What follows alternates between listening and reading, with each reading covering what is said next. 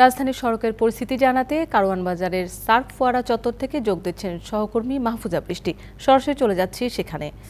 বৃষ্টি, সেখানকার পরিস্থিতি আমাদের জানাবেন। যেমনটি আমরা জানছিলাম গত দুদিন ধরে যে শিক্ষার্থীরা ট্রাফিক কন্ট্রোল করছে, রাস্তাঘাট পরিষ্কার করছে, আজকের পরিস্থিতি কেমন?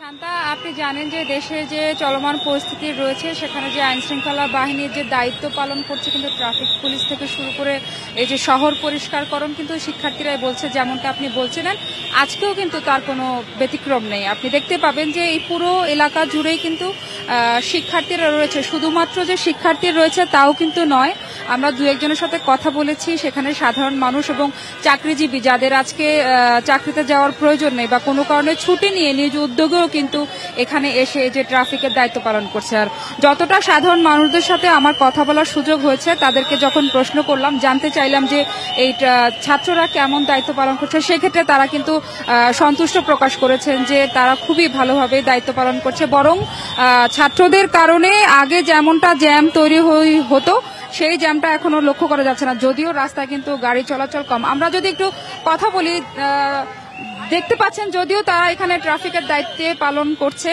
এই মুহূর্তে কথা বলা যাবে কিনা যদি একটু কথা বলি যে কখন থেকে দায়িত্ব পালন করছেন এখানে? সকাল 7টা থেকে। আজকে কি সারাদিন থাকবে? জি।